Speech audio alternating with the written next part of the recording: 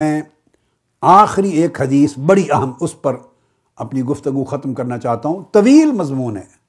کئی گوشے ہیں، کیا کیا بیان کروں گا، بہت طوالت اس مضمون میں، بڑی وسعت ہے۔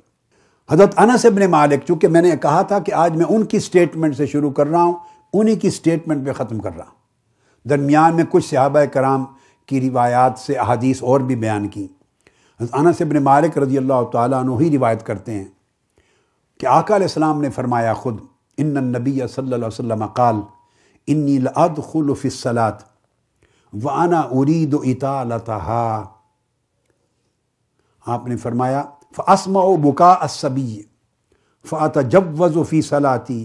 مما اعلم من شدت وجد امہ من بکائہ۔ آپ نے ارشاد فرمایا کہ کئی بار ایسا ہوتا ہے، میں نماز شروع متفق علیہ حدیث ہے بخاری اور مسلم میں، کہ میں نماز شروع کرتا ہوں اور میرا دل چاہ رہا ہوتا ہے کہ میں لمبی قرات کروں، قرآن مجید کی لمبی صورت پڑھوں اور دیر تک اللہ کے حضور کھڑے ہو کر قرآن پڑھوں۔ یہ اللہ سے ہم کلامی کا وقت ہے، تو طویل قرات کرنے کا جی چاہ رہا ہوتا ہے۔ میں نماز شروع کرتا ہوں، لیکن اچانک اس زمانے خواتین بھی پیچھے نماز پڑھتی تھی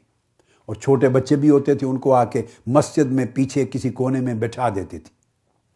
تو جب میں نماز شروع کر چکا ہوتا ہوں تو اچانک کسی بچے کے رونے کی آواز آتی، فاسمع بکاء الصبی،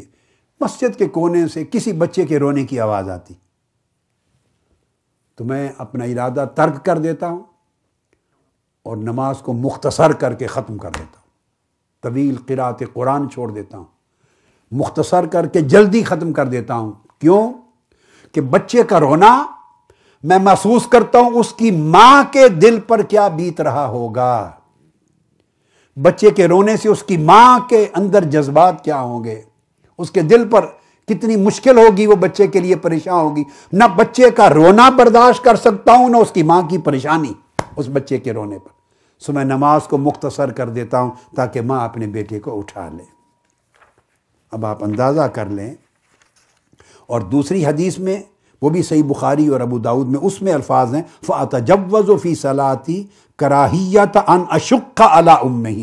میں یہ گوارا نہیں کر سکتا کہ اس کی ماں پر یہ مشکل رہے،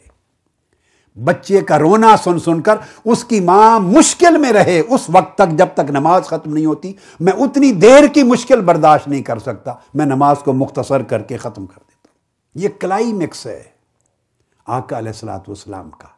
انسانی بچوں سے لے کے بوڑھوں تک، کمزور سے طاقتور تک، ضعیف سے طاقتور تک، بوڑھے سے بچے تک، بیمار سے صحت مند، ہر شخص کے، اپنا پرایا، مسلم غیر مسلم، نیک یا غیر نیک، ہر ایک کے انسانی جذبات اور احساسات کا اس حد تک خیال کرنا،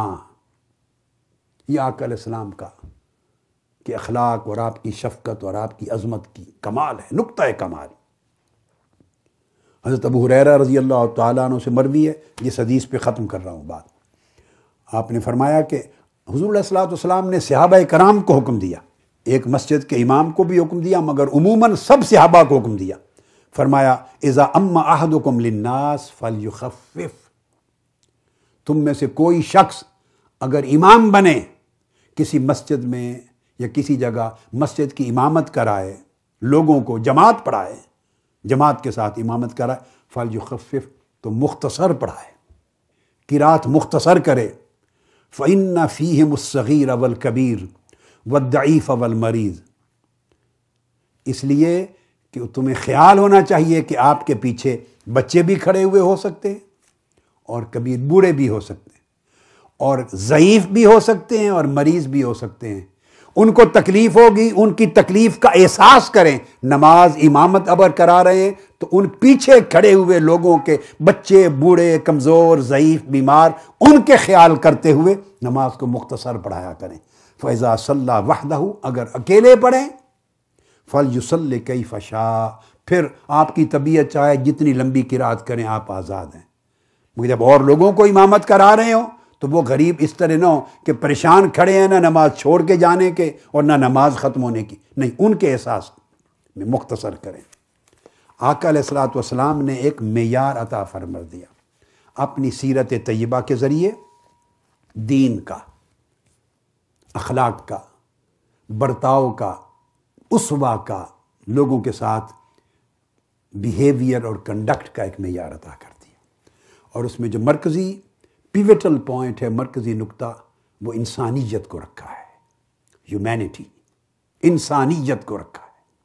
انسانی جذبات کو رکھا ہے، انسانی احساسات کو رکھا ہے، انسانی احترامات کو رکھا ہے، انسان کا احترام، انسان کے جذبات کا احترام، انسانی عزت کا احترام، انسان کے احساسات کا احترام، انسان کی ضروریات اور حاجات کا احترام،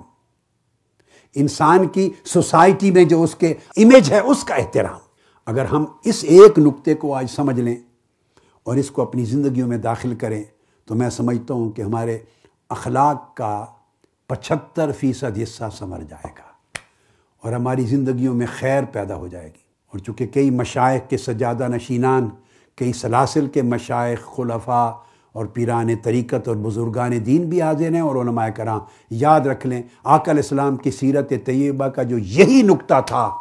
یہ ترہ امتیاز تھا کل صوفیاء کرام اور اولیاء اعظام کا، کل صوفیاء کرام کا ترہ امتیاز تھا۔ جب حضور داتا گنج بخش سیدنا علی حجویری رضی اللہ تعالیٰ عنہ لاہور میں تشریف لائے ہیں غزنی سے، تو اس وقت پوری کی پوری سوسائٹی مسلمان تو نہیں تھی، خال خال کوئی مسلمان ہوں گے، خال خال بڑے تھوڑے، موسٹلی تو ہندو تھے، نان مسلمز تھے۔ اور حضور خواجہ غریب نواز سیدنا خواجہ معین الدین چشتی اجمیری رضی اللہ تعالیٰ عنہ جب اجمیر میں جلوہ فروز ہوئے ہیں تو وہ اس وقت مسلمانوں کے قصبے اور مسلمانوں کی آبادیاں تو نہیں تھیں، بہت قلیل تھے، خال خال، موسٹلی تو نان مسلم تھے۔ انہوں نے اپنے جس اخلاق سے لوگوں کے دل جیتے وہ مسلمانوں سے اس اخلاق کا مظاہرہ کرتے تھے یا نان مسلمز کے ساتھ کرتے تھے۔ سارے اولیاء اور صوفیاء کا ترہ امتیاز انسانیت کے ساتھ محبت تھا، انسان سے محبت کرتے۔ جب انسان سے محبت کرنا آپ سیکھ لیں گے تو مسلمان سے محبت کرنا تو اور بدرجہ کمال کریں گے۔ پھر آپس میں ایک دوسرے کے کارکنان اور اہل سلسلہ اور اہل تعلق اور رشتہ دار اور ذوی القربہ سے محبت کرنا اور بدرجہ اولا کریں گے۔ مگر جو مرکزی نقطہ ہے تمام صوفیاء کا وہ انسان سے محبت، انسان سے پیار، یہ آقا اسلام کی سیرت طیبہ جس نے حضور کو رحمت للعالمین بنایا، دکھایا۔ تحریک منہاج القرآن کے جتنے کارکنان ہیں وہ اس تعلیم کو زیور بنائیں اپنی زندگی کا، اس خطاب کو ہمیشہ بار بار سنیں، سبق بنائیں، اور ہر روز جب نکلیں اور رات کو گھر واپس آئیں تو دیکھیں ان کے کسی کلام سے، ایک لفظ سے، طرز عمل سے، کنڈکٹ سے، معاملے سے کسی شخص کا دل نہ دکھے، کسی کی توہین نہ ہو، کسی کے جذبات کو ٹھیس نہ پہنچے۔ اگر پورا دن آپ کسی شخص کے جذبات کو ٹھیس پہنچائے بغیر اور ہر ایک کی تعظیم و تکریم کے ساتھ اور دلجوئی اور ہر ایک کو عزت دے کر اگر دن گزار کے واپس آ جاتے ہیں، آپ نے اپنا وہ دن بخشش کے زمرے میں شامل کر لیا، اللہ کے رسول کی رضا حاصل کر لی۔ پھر آپ کے فرائض ہیں دین کے، عبادات اور معاملات کے، ان میں کوتاہی نہ ہو تو اللہ رب العزت گارنٹی دیتا ہے جنت کے لیے۔ تو اس تحریک کے ذریعے اس طرز عمل کو اپنا شیوا اور اپنا شعار بنائیں زندگی کا۔ اللہ رب العزت آپ سب کو برکتیں عطا کرے اور دنیا اور آخرت کی سعادتیں عطا کرے، اور امت مسلمہ پہ اپنا کرم کرے اور پورے عالم انسانیت کو اپنی رحمت کے ساتھ نوازے۔ والسلام علیکم ورحمۃ اللہ وبرکاتہ، وما علینا الا البلاغ۔